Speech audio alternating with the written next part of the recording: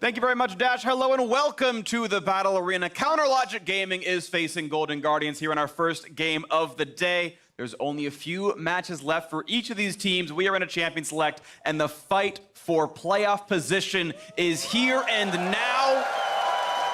Deals as a top 3 and a bottom 7, and here's these two squads at 5 and 7. In the upper clump, the team's a little bit more likely to make playoffs, but they have 6 games to go. Yeah, neck and neck here. Every game counts so incredibly much for this playoff race. Already, a lot of these very strong solo lane champions we've been seeing put to use split pushing, being banned out by the side of CLG, the Riven, the Jace being banned out. On hit Nico, very popular right now, and one of the most insane split pushing champions. So Golden Guardians also following along here, and all solo lane bans thus far.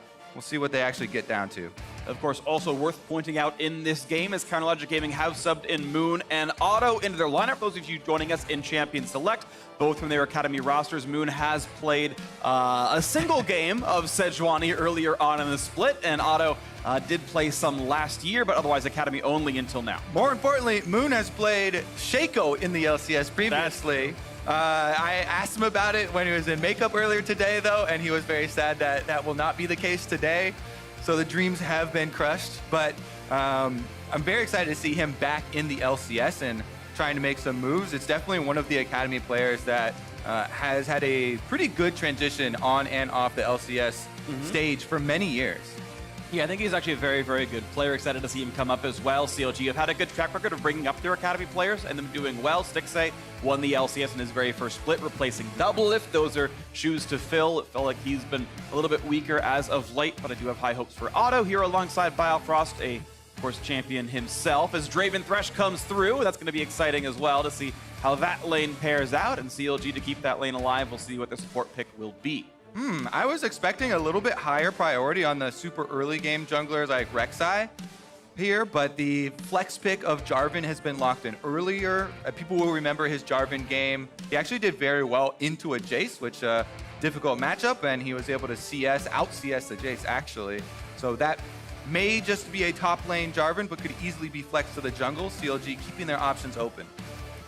CLG will wait to see where those flex do go, but the option's going to be the LeBlanc mid lane for Froggen. Did not win on the champion, at least most recently. Normally has been better on strict team fighters or poke, but on this champion here to take over some of the game. And personally, I did think that he was a good LeBlanc, but maybe the team not necessarily accustomed to that style, or the team doesn't really work as well when you have to play differently. You know, LeBlanc looking to clear out wards, find those pickoff, 100% to zero somebody, then go for the objective or the team fight.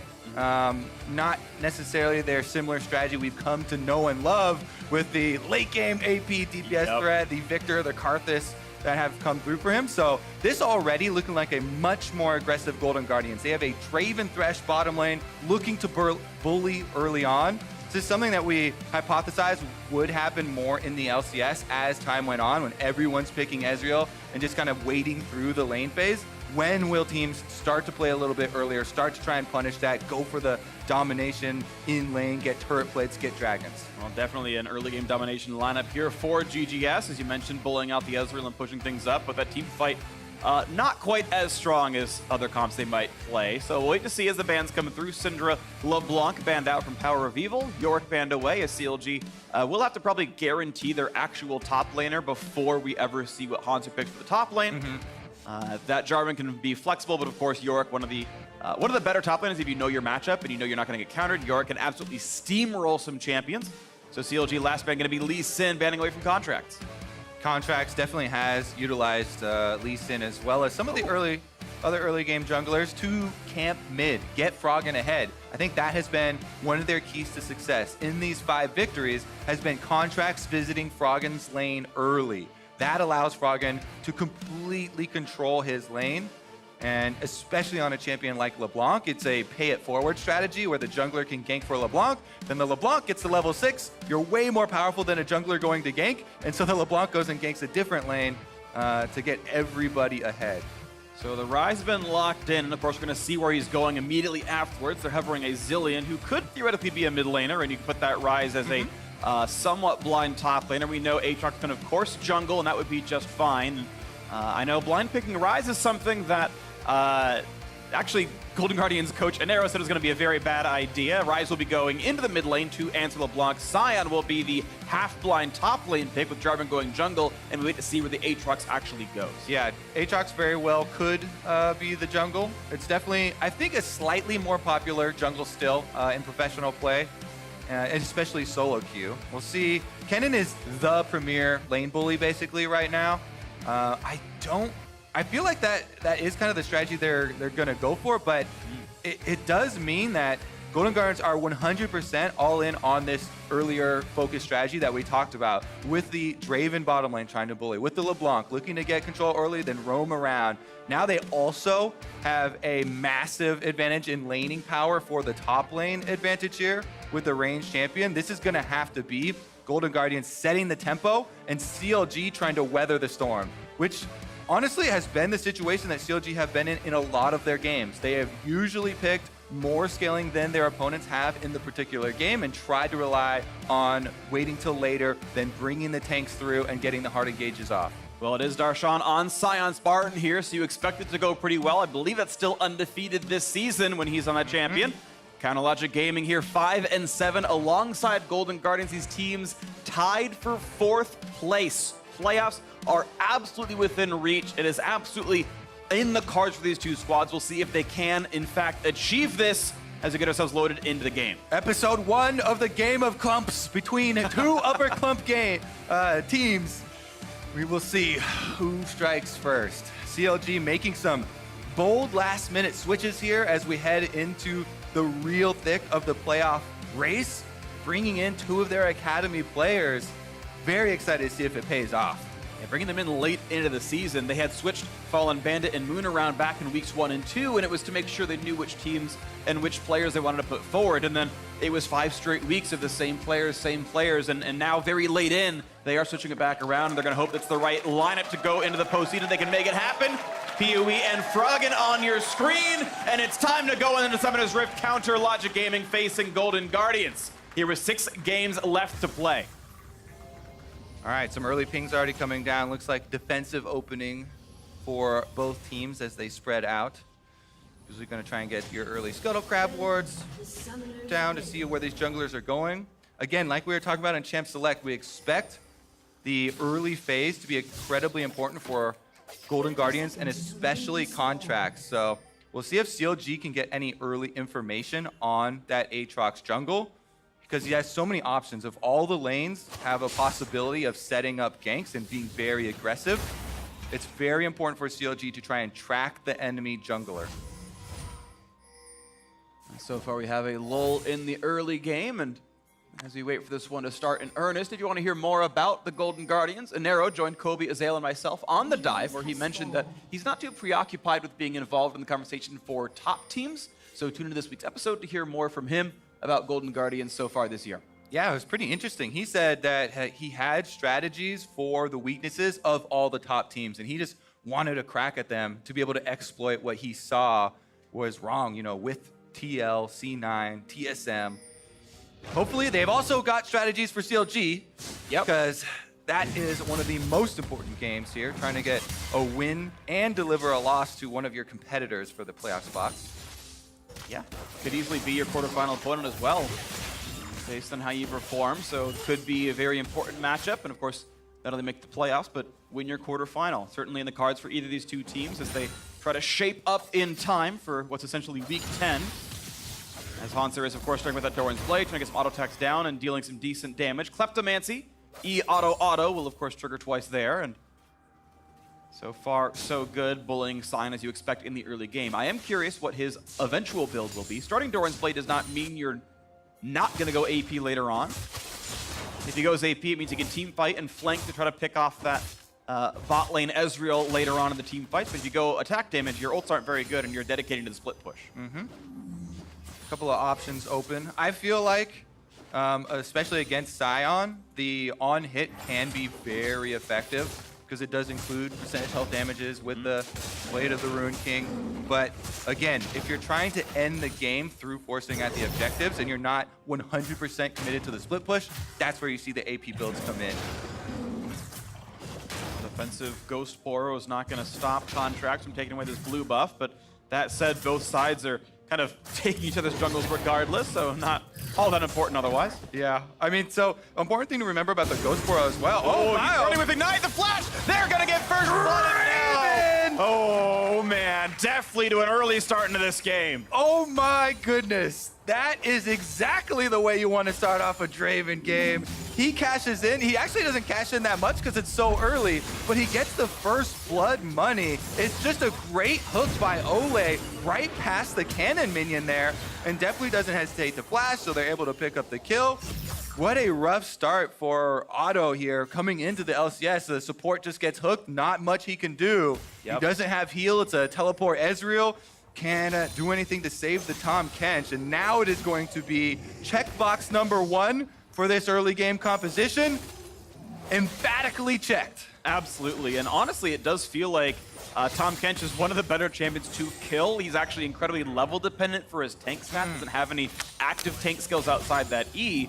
And his flash is down, his exhaust is down. Keep in mind, Otto went teleport. That's the punishment for bringing TP in the bottom lane instead of a combat summoner, is you cannot help your support out. So everything's set up to kill Biofrost. It did happen here, and we'll see if they get another one. Now we fight this top lane side as well, as Darshan getting worn down, below 200 HP actually. This is getting a little bit close, and that will have to be a TP back to lane. I want to see Contract start to play aggressively here with the Aatrox. He's going with his first clear, so he's going to reverse clear now the rest of the camps, but with these very powerful lanes we talked about in Champ Select, you want your jungler to utilize that pressure, take away from the enemy jungler, so that not only are CLG's lanes losing, but you also want to try and make their jungle lose because their lanes cannot come support them. And watch for the jungle camps a bit later on. Right now, I got to point out how rough that recall was for Darshan. He gets just the rejuve bead, which is going to feel pretty bad right there. Hans actually converts his stats back to ability power by buying this, the Hextech Revolver, which it lets him get the damage on the auto attack, but also you have now less attack damage overall because your adaptive stats turn around. I'm not even sure it's necessarily the best lane bully item, but looks like it's going towards definitely a proto belt. Yeah, definitely so going to be the AP Kennen build, AP. so he'll have a bigger impact in these team fights and flanking around. And the revolver definitely is super valuable for harassment. We'll see about the bottom side of the map though, because it's a very good movement here from Moon to slip in and grab the Scuttle Crab before the bottom lane returns. And this is something that people should pay attention to a little bit more, is recall timings. Yeah. During the recall here of this very powerful Draven to go spend that first blood money, get his extra, big VF sword purchase here, you have a small window on the map, a little bit less than 30 seconds to try and do something on the bottom side. You get the Scuttle Crab, you get permanent vision here leading into the dragon, and a little bit of defensive security. And of course, you talk about that recall timing, having the money for the BF sword in the second Doran's blade. Of course, it's Kleptomancy here on Draven. Very easy, of course, to stack that up. Q and W, you don't even have a cast animation. You just simply turn them on. You want to auto summon twice anyway, and yeah, it works out pretty well for him. And he's got money, and he's going to, I think, sort of continue to keep trying to cash in right here. Pretty standard overheal plus the attack speed. I really, really do think Future's Market is finally getting the recognition it deserves as well. It helps you guarantee those power spikes. Recall, so you get them one hook. He's going to go for the play anyway, but is Draven going to be in range? Well, they've got an Aatrox coming by as well. Jumping in towards Otto. There's no way to save him if they want to dive this. But no, the health bar is high enough that they're afraid of what the turret would do to them. No kill. And now the health bar for Otto extremely low. That's his last potion he's chugging right now. And the Golden Guardians have so much pressure here on the bottom side. They're going to force him off of this turret. Froggen's even roaming down from the mid lane on this LeBlanc. And the CLG duo have to give up turret plates. Now, that hook might have looked weird, but it was a prediction, of course, in case Otto wanted to juke all the way around. And it was predictive, not where he went, but it will be turret plates. You're mentioning Kobe. Extra gold coming in. Gonna feel pretty good for Golden Guardians here. Now a smite fight on this side. One. I think it, not in vision. Yep, good job, Moon. There was no way to actually see that for that point in time. Contract had nowhere to put down, and they got it in the fog. And because the duo actually comes up to support the red buff invade here, they didn't stay around to finish off this turret plate. As you can see, it hasn't fallen yet, still have 5.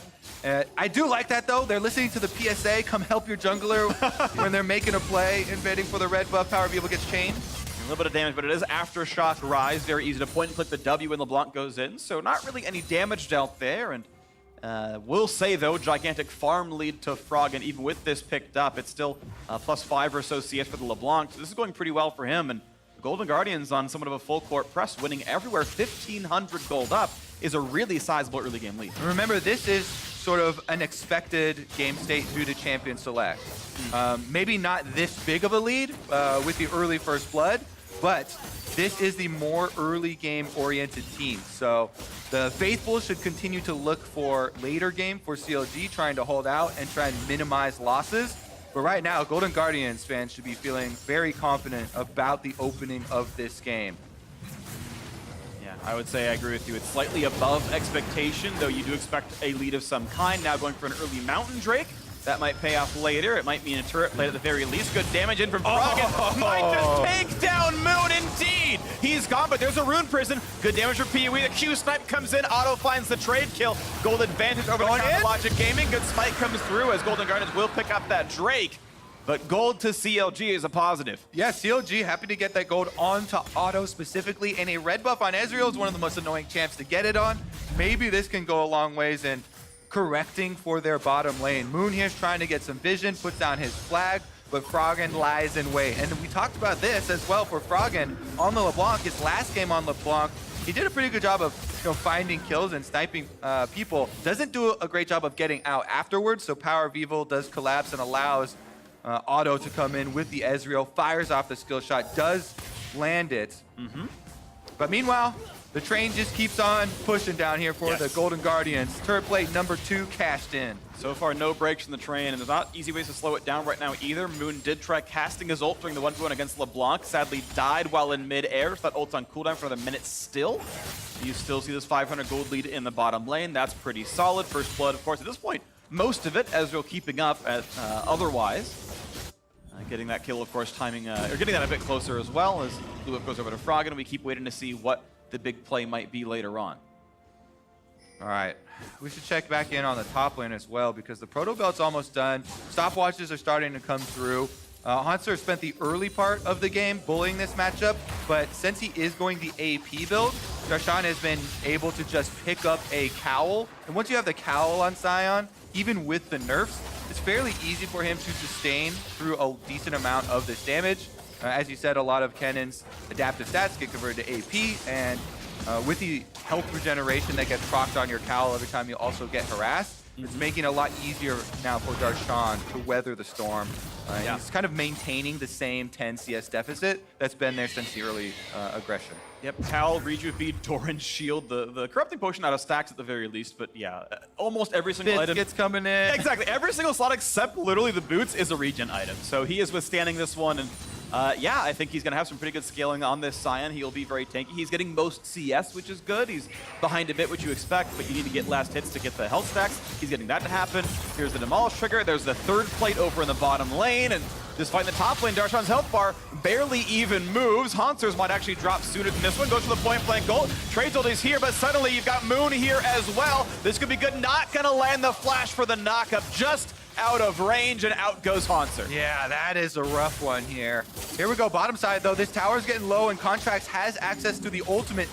It's dangerous to dive the Tahm Kench Ezreal because they're so mobile, and the Devour really does make it difficult. As we also said, the stopwatches have come in, so Tahm Kench can use the stopwatch, plus he can devour the Ezreal. It's just so tricky to pull that one off. You'd rather power down the structure instead. Tower, thankfully, can't go invulnerable since fortification has been removed as of 6 years ago. But look at this. Moon is back on the bottom side of the map. No flash, but we'll have Spike and the ultimate. Gonna find a slow on an Auto. Damage into the turret, but he's taking aggro. Gets out with the land, and that forces the teleport out Power of Evil.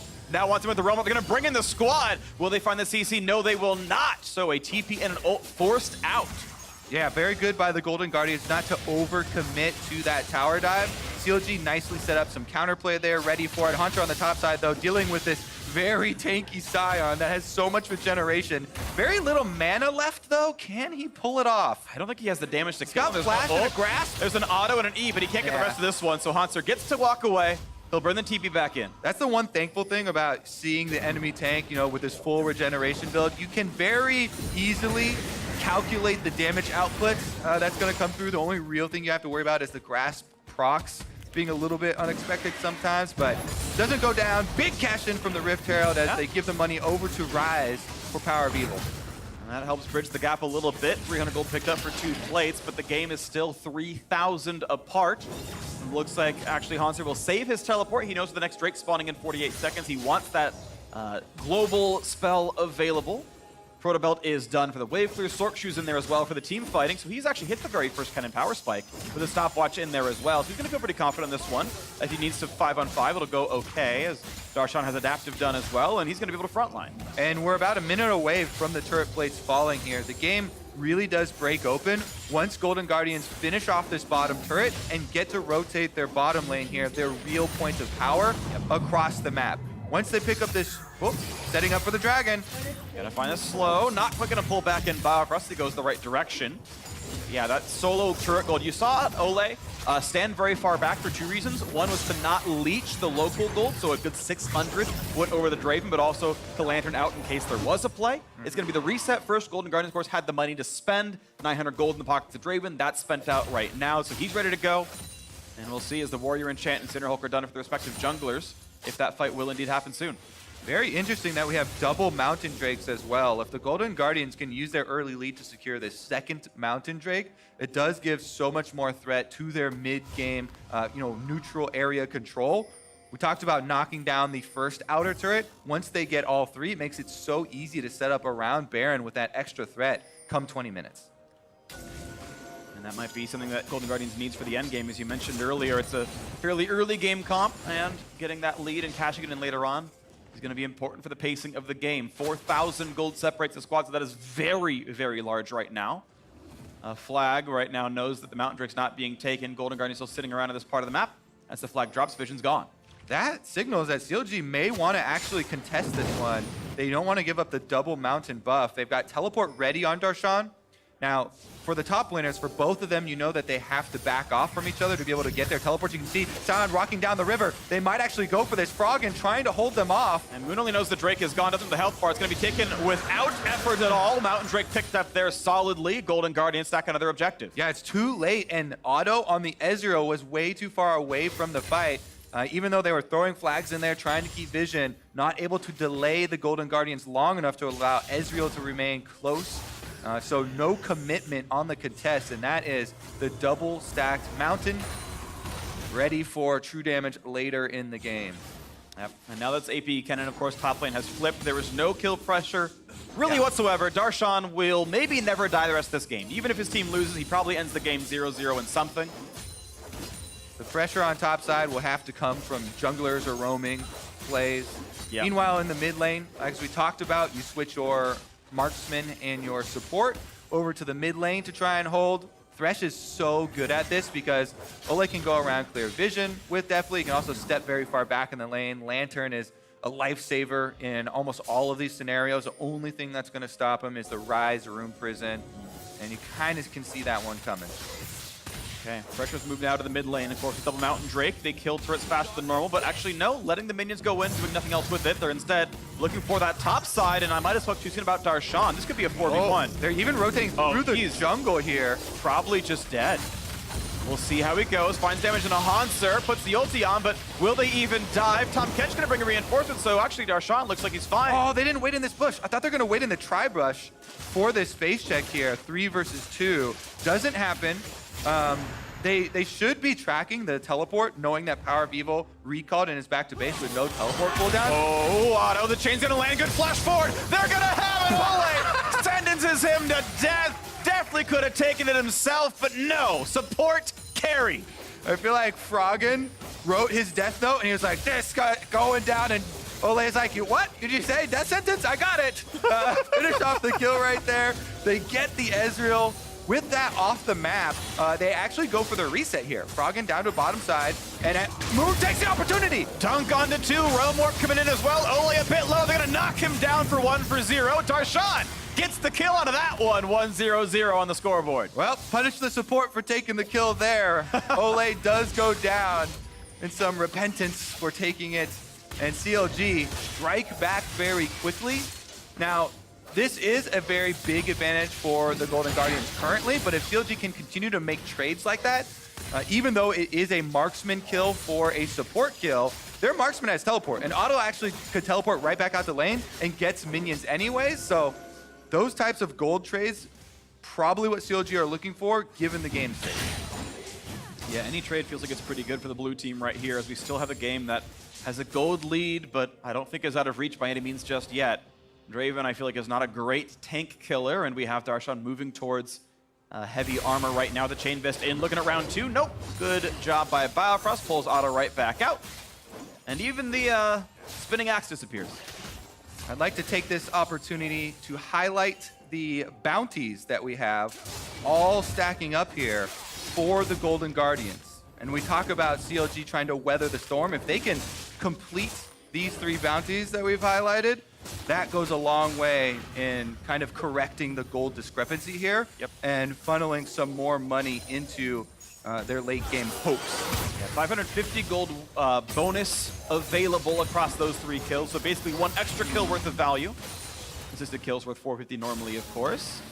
And that might help bridge that gap. We'll see as it comes through. This second Mountain Drake, of course, already with Golden Guardians, so these objective rushes get easier and easier over time. Cloud Drake spawning in a minute, exact same time as Baron. And I feel like Golden Guardians could take that Cloud Drake without much issue. This gold lead's still big enough that CLG might not want to be able to fight them back yet. Yeah, I mean, right now, Golden Guardians kind of trading even with side lanes even. They aren't able to push, as you said, once the AP cannon heads up against this single MR item Scion on the bottom side. It's not really going to gain you any sort of extra territory on the map, and since they haven't taken the rest of the outers, there's also not a lot of space for the LeBlanc to set up these brush camps. You know, even if you bring your control wards around, CLG have defensive vision already set up.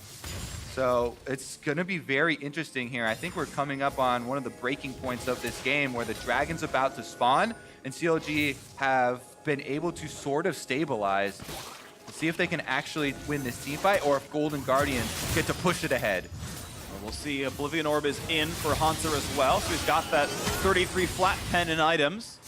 There's only a pair of Merc Treads on anyone not named Darshan, so certainly a low MR team. It's optimal for a flat pen build here, and CLG feeling comfortable, actually. Going to go for this play with Hanser on the other side of the map. And this is an interesting one, because CLG are getting the Cloud Drake. First Cloud Drake I do really like as far as the move speed for this team that wants to make use of some hard engage. However, they're trading it for that top tower. And as you said, there's a very big breaking point once all these outer towers are taken by the Golden Guardians. They get to open up the map for possible LeBlanc surprise kills, and they really get to bring their early game together. We'll see if it does pay off, because in the long term, the Elemental Drake buff is going to be very nice for CLG. But it did seem like Golden Guardians were stalling out a little bit as far as the gold income, and that tower money from top side should be taken into account. Well, the gold lead, I try to keep mentioning it every once in a while, it's now to 6,000. So that number is still going up over time, even if it's not necessarily obvious where it's coming from. 500 from an outer turret is a little portion of that, but it is still growing over time. And trading a Cloud Drake, I mean, I'd put it at maybe 800 to 1,000 gold worth of stats overall. I think that's roughly accurate. So something to kind of keep in mind there. We'll see if that does matter later. Vision around the Baron, as we said, is going to be so important since there's a double Mountain Drake team in this game. The early game for Golden Guardians paid off pretty big in that area. Yeah. Speaking of your Drake buffs, let's see if they're able to maintain vision. CLG know that they cannot leave this area dark for a second, because even 2 members of the Golden Guardians can take this Baron. If there is definitely with someone to take the damage, the double Mountain Drakes go so long as far as trying to sneak that thing. But it does require that play to happen, right? It's sort of an active item in the sense that you have to use it right, or it literally does nothing at all. It's the Zonias of Drakes. It's definitely not going to help you win a team fight. No, it won't. And that's something to sort of point out as a team fight is beginning now, as Moon is pulled back in. Contract's going to pick the lantern right back out.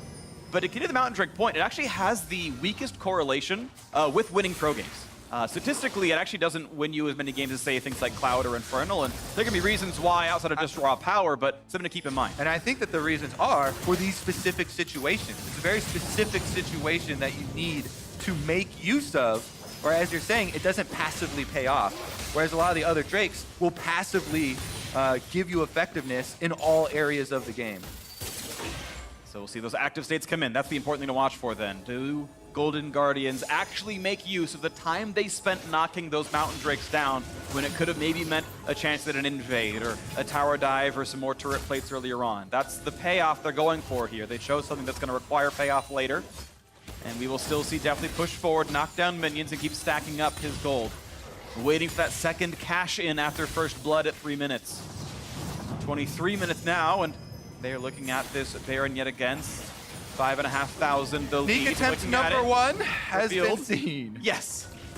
So I think this ward here on the left wasn't seen quite there by the Golden Guardians when it was placed, and them walking past it gave a little bit of vision, so Otto immediately used his Trinket Ward. more games in the day, as you can see in the bottom corner, middle, whatever. We'll be casting that one too, Kobe. Yeah, it comes up right after this. Our battle. Oh, a battle at the river as well as a quick stopwatch is used. Moon, nice true shot brought over the top. Redemption gets some health back, and there will not be any kills, but 2 ults and a flash now down. Here comes the re-engage for Hanser. Finds a single stun. They might try to pile down into Ole, and the pullback prevents the thick-skinned shield from coming in. A 1-for-0. Golden Guardians get another opening in this game. All right, the support has been taken off the field. Lots of ultimates used by the Golden Guardians there with the Kennen and Aatrox. Those are 2 of their biggest team fight ultimates, but getting a player off the field means a lot as far as double mounted Drake. Otto with the Realm Warp. That's a misplay right there. Gonna be a bit painful. Flashes down. Froggen in there as well. Does not land the chain. Jumps back to the rest of the team. 5 versus 4 on this fight. Power people in the front line. Good damage onto Ole. Froggen, though, has knocked down Otto. What a crazy event there, as Baron was doing more DPS to the Golden Guardians the entire time. But Froggen makes it happen on the LeBlanc with some quick moves. Takes down Otto, punishes him for taking that Realm Warp. Here is another look at how this all started. Definitely and Ole are the ones that are attacked by Moon, and they're put in the Cataclysm, waiting here on the edge. With Redemption coming down, they have Ole flash out, use the Lantern, so definitely doesn't have to. And then Hanser just barely gets the double stun there. They lock in Ole, and they're able to get that knockup before he can activate his Grey Health. Yep. If his Grey Health, it was spamming that button maybe a little bit earlier, might have been able to get it. But then there is no ult on this Aatrox. You see Contracts, his life bar is so low. He tried to arcane shift out, and he was just too late. So whoopsie. You saw him, so he had to watch why he had flash. He realized he was in that pit. He's like, oh crap, I screwed up, pressed E. Yeah. Lost the cast to Realm Warp, and then had to burn Flatman. He had no escape, so that's the worst of all worlds. Burn the escape to get out, and it didn't kind of go through. CLG took a risk putting in Otto and Moon, and there have been 2 mistakes, pretty big ones. Was the flash, the Jarvan EQ flash miss, not on the top side, not to be able to get that one, and then Otto right here with the Realm Warp. Definitely risky putting players on stage the first time. Sometimes you gotta work out a couple of the kinks, get back in to the rhythm of being on the LCS stage. But right now, Golden Guardians very happy that one happened, because it was very risky play from them as well, as they were juggling all the damage from Baron, and Froggen was the one to pull out the moves. Now Power Viva wants to steal a blue buff away, and in fact, well, that was actually pretty close. 750 for the Q, but it was at 900. And Contracts to the blue buff, not the most useful. Big passive auto there is always very fun for Aatrox. Didn't have to burn the smite at least, so I guess he's all right. Little cooldown reduction goes a long way also. Mana regeneration, obviously not effective. For the last 10%, yeah, it's going to feel okay for him. And now we can wait to see what the next round will be, as a nice knockup is in. And Darshan, by the way, still invincible. Going to find some damage towards Froggen. Ult comes through, dodging that one, gets the chain. Froggen waiting for his next set of cooldowns, does not have the ult. Otto, the dash, 1 second, and Otto does get revenge. Arcane shifting over the wall. CLG get a big shutdown on a good target. And now he's got a red buff again. Definitely, in the meantime, though, takes down the turret. Darshan trading one on the top side. Objectives now falling fairly quickly here. This is also, by the way, not going for another tier for Otto. He's got the Vamp Scepter set up here. I believe that will be a Blade of the Rune King. It's kind of late for it. Could be a Mercurial Scimitar, but that would be a lot of magic resist considering his already rushed Hexbringer to deal with the Froggen Burst. Yep, trying to survive that one. This time didn't need the health, but got the damage. Nice Guardian Shield, I like that by Biofrost. All right, pushing in the mid lane once again. Definitely here, since the early stages on the Draven, hasn't had another cash in, so he's been stacking up the passive pretty much this whole game. Because his first kill came after, what, 15 CS or something anyways? Yeah, super early. And now that he has Infinity Edge, he's got Rapid Fire, there's a lot of crit that can come through. So it could be a very big cash in still in the works for the Golden Guardians. Auto joins the mid lane, of course, 3 teleports in CLG, all 3 of which are down right now. Map mobility is certainly a tool they have compared to the single one of Hanser. And they have continued to stall without their base really dropping. Turret score is 2 to 3. The Drakes that Golden Guardians have are non-combat. Baron has yet to die. This is not really the end of the world. CLG able to, so far, just sit there and wait through an early game team. Now, this can be explosive. One big kill is 1,000 gold on Deathly, and the game can be broken apart. That Baron Rush is still a possibility, but those are specific actions that must happen. CLG is just scaling. Also, well, so there's another thing, too, with why I brought up the Ezreal build, and you know, tell me how you feel about this, but going with the Blade of the... Oh, never mind. We're starting up the Baron once again. Okay, so we're going to go for the Baron Rush right now, and you can see Ole plus Froggen trying to zone out the team. And how far away is CLG? Just skill shots being thrown. Gone. Okay, Darshan's trying to come around, but they're going to knock him down, and he would have never stolen it anyway. Mountain Drake's not required. That's going to be the Baron regardless. They're going to keep maybe looking forward. Not going to find that kill just yet. But either way, a Lantern over the wall, a Baron picked up as Power Vivo's only split pushing in the side lane. Yeah, Power Vivo might get that turret, but CLG, they gave up the Baron so quickly with the double mountains, committing to the split, having everybody else in base. They didn't have any threat to stop the Golden Guardians. Now they're headed right down mid lane with the Baron buff, definitely leading the charge.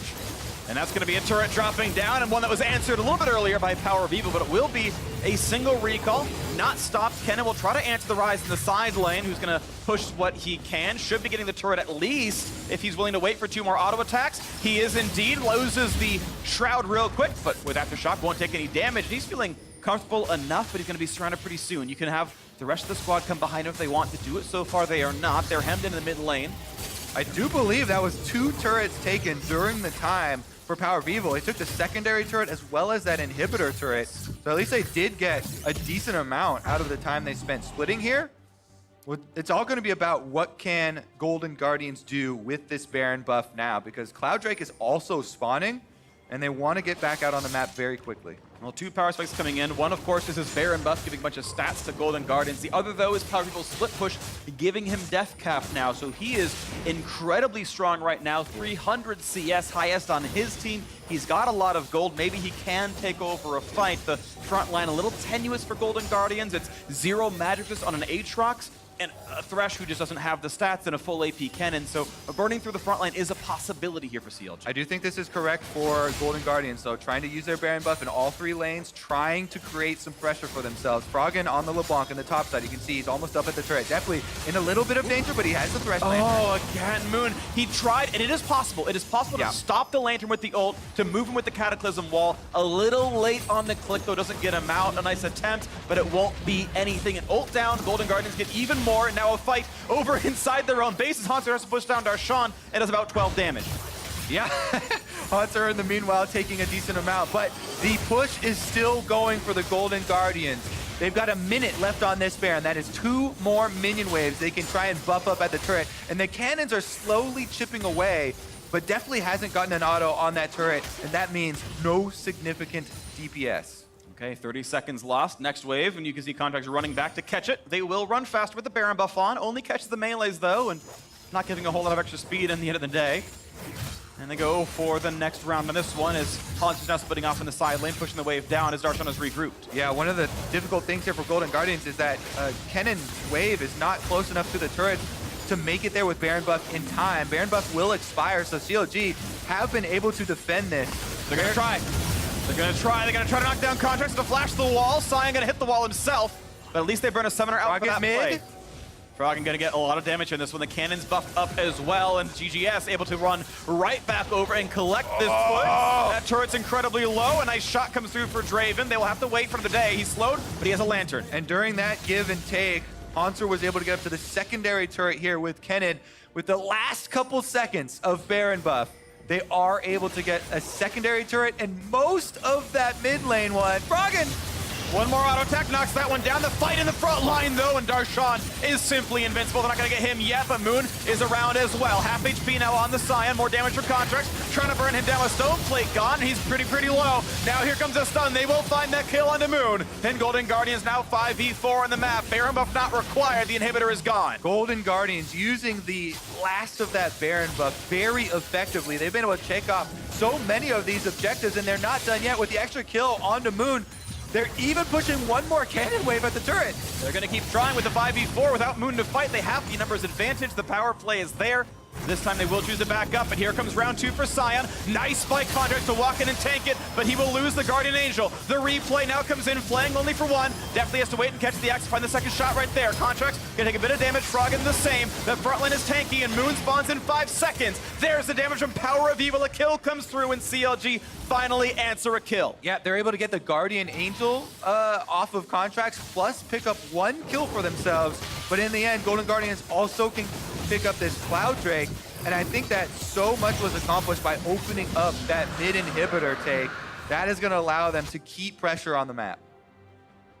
This is still looking very good for Golden Guardians. They have sat there with this very large lead. It's now 8,000 to their credit, and that is without Draven cashing in just yet. It'll grow by a good 15% when he does. And either way, they went for it. Sure, I expect them to cash in for Draven at some point, though either way, it is a good game where Golden Guardians took the laning phase lead and have so far played it forward quite nicely. Here comes the charge, and out goes Darshan, but 5 health. All right, what is it actually? We know you want to click it. 11. 11 health on that turret. One shot will do it in. 11 health on the turret, 30 seconds on the Baron. And this is Golden Guardians with even more pressure than they had the first time around. So all that Golden Guardians now have to do is clear out vision leading up to this Baron. And then they've got Thresh, they have LeBlanc, they lie in wait, waiting for the for CLG to step into their territory. But look at CLG, they're committing Power of Evil once again to the top side or bottom side split push. The Rise is almost at the inhibitor by himself. They're dedicated to the 4-1 right here, and a single auto will knock down the outer turret. That's certainly going to drop, going for the inhibitor now as well, and they're splitting up. Counter Logic Gaming inhibitor is down, and Power of Evil is running away. And if there's ever a misstep, we know LeBlanc is far, and we know Kennan's inside the map. They could collapse for a fight potentially. CLG still playing the mid game pretty well. And they can sort of keep vision around Baron here. They still have the Scuttlecraft, and they have a lot of wards through the river. CLG buying a lot of time. This Rise, so powerful, it's forcing GGS hand. Okay. Counter Logic Gaming, will they take this 4-on-4? Contract's pretty low though from Baron. Here comes the front line as well. Big damage, but Scion is pretty invincible. Has to actually ult away. Not sure he had to, but he chose to. And the turret is dead in that bottom lane as well. Power of Evil split push. The 1-4 is certainly working now. Power of Evil, level 18 on Rise with the Banshee's Veil. Not afraid at all of an AP Kennen build here. And CLG are able to get themselves a Nexus turret. Now, those aren't worth a lot of gold, but it is impactful to open up that area for a possible win condition of slipping someone in to destroy the Nexus. You can slip 5 people in. You roam warp the whole squad and the Nexus and it will die. You can backdoor the whole thing. Yeah, I mean, it can be done. We've seen it earlier this week as well, the big backdoor plays for the Nexus kills. CLG have a win condition, and it's Power of Evil playing this game intelligently with all the gold he has. I think he's got to be hugely rich right now. He's only got an item slot left to go, and even now it's a stopwatch, so it does most what his own needs to do anyway. Darshan going to find himself the target of attention, but able to walk away on that. All right, I think that Golden Guardians, they should return up to their point of power here. They're the ones with the double mountains. They're the ones that can get the advantage here through vision control and trying to set up picks. But consistently, Power of Evil on this Rise, they need an answer. Kennen is not the answer. He has already failed the test here as far as the split push 1v1. Seems that GGS have no other possibility, though, except trying to burn through the Baron and force their hand again. They don't have a timing. Baron one more time, putting good damage down. True shot, Brush spotted them, sign of the front line. They're committing now to what they've got to choose to do. Contract still in the front line. Redemption's fly as well. Going for the fight now on the 4v4 as Ken Embers rise in the bottom lane on top of this one. That could end the game by itself. They're shot outside the pit. The revive on the Contracts, and Ole stuck inside the pit as well. Now going for Moon, but he's got the stopwatch. He's got the stone plate. He's buying a lot of time, and here comes the teleport. Going to end the game, and Ken is going to try his damnedest to knock down Darshan, but a big chance comes through. Draven finally catches it. Here comes LeBlanc. They've got Otto in as well, and he's gone. Darshan can't do enough damage. He will finally die. That Nexus will not fall, but the kills have gone to Golden Guardians. But the Golden Guardians are now on the opposing Nexus Dark Freak. They're going for the end themselves. Inhibitor respawns. They have to take that down first. But can they stop this TP? They do! Oh my God! It is over! And Golden Guardians retain control. They're on top of the club, and GGS are alone in 4th place. And the Golden Guardians break free. The bottom 7 teams coming into this weekend were within 1 game of each other. Golden Guardians make it 2. What a game. And it felt like every single player on Golden Guardians pitched in their own way. This wasn't like a 1v9 where Froggen drags the team over the finish line. It was every single player stepping up in what they needed to do. You had for the TPs to defend. They eventually had 3 back there to stop those kills. The teleport back in and knock down the Nexus. We had Draven scaling up massively and was part of the reason CLG had to play more desperately. Ole's lanterns on Thresh consistently saving people. He landed several hooks as well. But I have to say for CLG, down 6,500 to 7,000 gold most of the game, but keeping it very competitive with the Rise split push. Very, very threatening there as far as ending the game towards the end. Now Golden Guardians up to 6 wins right now. They're in fact only a game and a half behind TS Sound. Over in 3rd place. So it is still getting to be a very close season. But now for more on that victory, Avli is standing by with Deftly for more on that victory. Thanks, Freak. Definitely take a deep breath because, oh my gosh, what an exciting ending to that game. It looked like PoE was going to break down your Nexus, but then you guys flipped it on them and took down theirs. So tell me about it, what it was like from your perspective. Honestly, I think we played like the macro pretty bad that game. We didn't know how to like deal with the Rise, but luckily towards the end we had like good teamwork and like we called the right people to go back and defend, and also like the right people to stay and end the game. So it was just really good on all 5 of us, but at the same time we're not really happy with that victory. What do you think you would have improved? Just the macro? Yeah, I don't think we adapted well during the game on like how to deal with a winning split push, and that's something we're gonna improve on and take into tomorrow's game. Well, you and Ole did look strong. You had an aggressive bot lane against Otto and Biofrost today. You had the Klepto Draven, you had the Thresh, and you were picking up those early kills. So has something switched between you and Ole that's really upped your synergy? Honestly, we've been talking a lot more, and we've just kind of expressed how we like deeply feel to each other, and like genuinely we want the best for both of each other. And like sometimes we have to like tell each other, you need to do this better or you need to do this better, and we're able to do that. And I think our performances recently have been a lot better. And so tomorrow you play against Team Liquid and Doublelift. It's a game that I know that Ole is probably excited for. But for you, I remember talking to you when you were on E United in the Challenger Series, and you said, oh, I've looked up to Doublelift for a while. I'm really excited to play against him.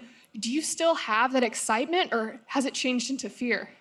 Definitely not fear. I think Doublelift's a really good player, but at the same time, I feel like I've made leaps and bounds in my own improvement over the past like year or so. So I'm really excited, and last time we played them this season, it was a pretty close game. So hopefully this time around we can come out with a win. Well, definitely thank you, and congratulations again. And for more in the game, let's hear from the State Farm Analyst Desk.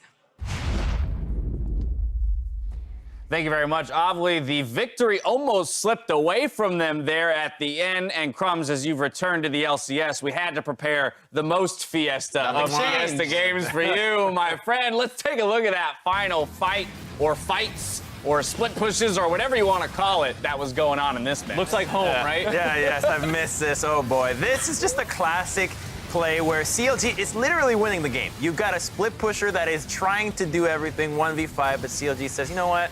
That's too easy. We need to add more people to this party, and instead of trying to focus on stopping supports. They try to take the fight and port themselves and lose the game.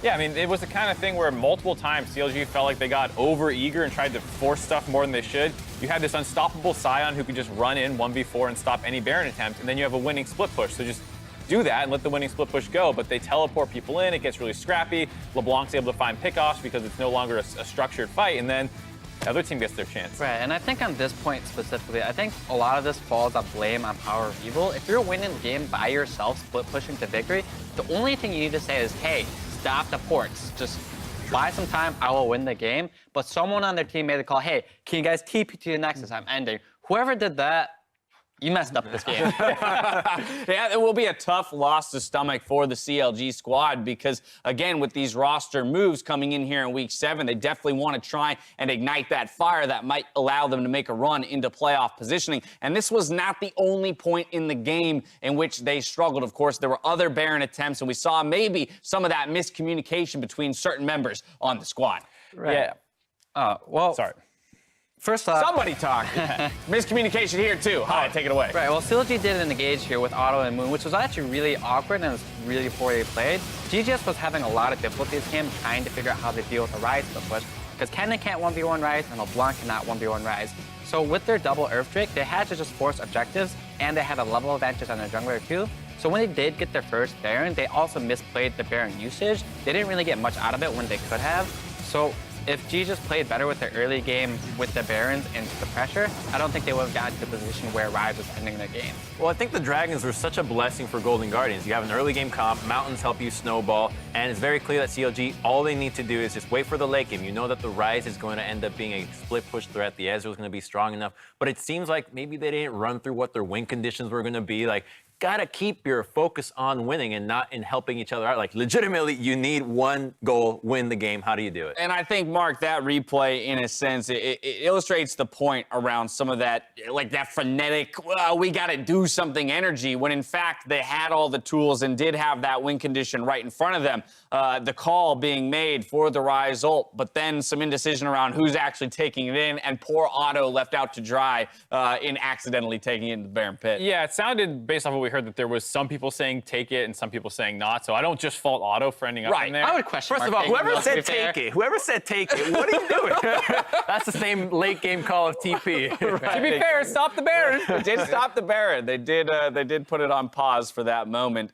For Golden Guardians, they pick up a really solid victory. Let's take a look at the team comp in which they did it with. I think it was already talked about. The bot lane for this Golden Guardian squad, it's a pair that we've been asking to step up. They get that all-important thresh for Ole alongside a very lane-dominant Draven, and it pays dividends. Yeah, and I think the question is, like, why is Golden Guardians going so hard for these early game drafts? Because they got their initial victories off of late game scaling comps, and then here again, they're taking a super early game comp, and this was not a clean win. Well, they had a huge lead early game, right? They had a 5K gold lead early. Froggen was up a lot of CS, a lot of pressure, and dominated that lane phase. So it's not like they failed at this early game, right? They just need to learn how to transition their early game into late I think game. part of it is that you have the Aatrox jungle, and it's kind of hard to get used to. How are you going to snowball with an Aatrox jungle? I think that the Lee Sin would have been really good, but CLG banned it because it gives you options of engaging. The Jarvan, the AD, early game jungler that helps you late game, but you stuck with the Aatrox. It's just such a bizarre pick, and we're going to take a look at the early game where he gets a little too close to the tower. It gives the first blood to the Draven. We're saying, how bad is it really early game? But if you're just eating hooks like this, then it's really bad. I mean, we prescribed them. Dr. Azale and I clearly prescribed them a thresh ban. They didn't listen, and their bot lane kind of gets torn apart for it. They did do an okay job of actually stemming the bleeding from there, but this was completely early game for Golden Guardians, like Hai was saying. And it's clear that they have the mechanical players to get these early game advantages. They just really, really struggle at turning them into leads. And without that double Mountain Drake or the over-aggressiveness by CLG, I don't know if Golden Guardians closes this game out. They tower dive. The answer is tower dive a lot. You've got the Kennen jungle, you got the Aatrox with the passive, just tower dive bottom lane a million times and you can close out a game. Well, they scraped through with the victory today. Tomorrow's game only tougher for them as they go up against Team Liquid, the #1 team in the league. We'll see how Golden Guardians fare there. Make sure you're logged into, watch.lolesports.com for the next match, a battle for first place between Cloud9 versus Team Liquid. Get that set up and meet us here after the break.